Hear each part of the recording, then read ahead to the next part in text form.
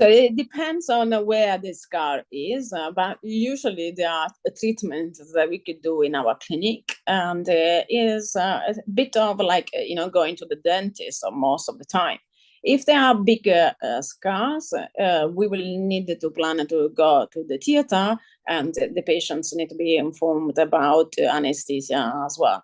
But the problem that we got in practice are usually solved by local anesthesia, walk-in surgery. So patients come in the clinic, we arrange these minor procedures.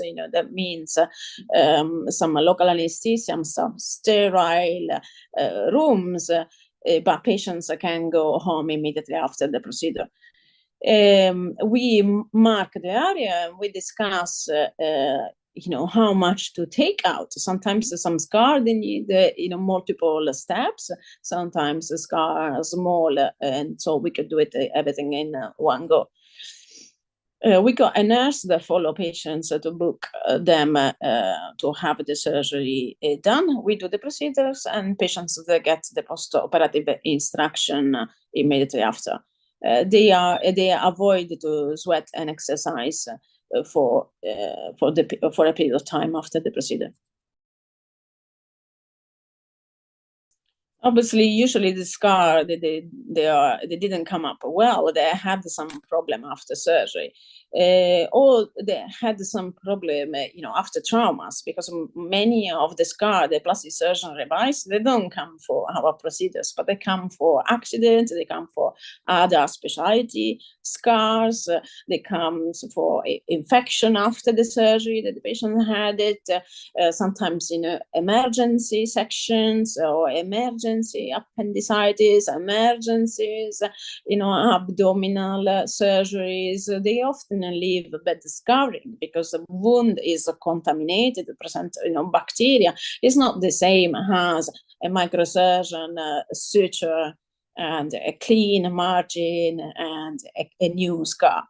So that's why plastic surgeon, sometimes we excise the scar to redo things, and our margin is more clean compared to a trauma wound.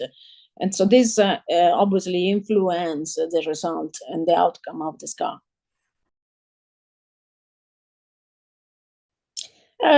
We study years to understand the whole plastic surgeon skills. We do flaps, that means we move a piece here and there, we cover the holes. I think we are a good one to try to create a collage. So any sort of scar can be excised and reconstructed. So probably reconstructive surgery techniques, they help a surgeon to give and release good scar revisions. It depends on where the scar is, because if it's in the face, usually patients, they recover in around 2 weeks' time. If the scar is on the back, it takes around 3 weeks, 4 weeks to recover. If it's on a lower limb, it could take up to a month or 6 weeks to recover. It depends.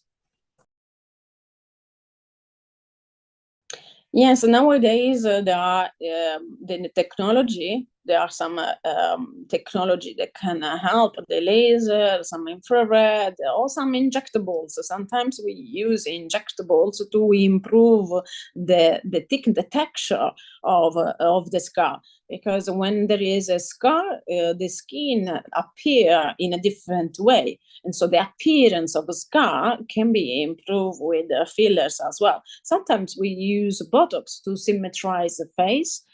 Scar in a lip, sometimes we use a filler in the lip. Depends. We got many things nowadays to adjust the scar. That's why we don't see scar. It depends on the insurance policies the patient has it, and depends on the reason why patient has the scar. If it was a cosmetic procedure, so probably insurance will not cover for it. But if it's a trauma or if it's an infection from another sort of procedure, the insurance cover costs. But we are happy to follow patients and drive them into the insurance. word is difficult for somebody that doesn't know the system, while we are used to see patients, and so my PA can help them. And the scar revision, unfortunately, is always a wound, and a wound can always have a healing problem. Most of the healing problem are due to infection. So good hygiene is essential after surgery, and follow instruction and follow advice is difficult.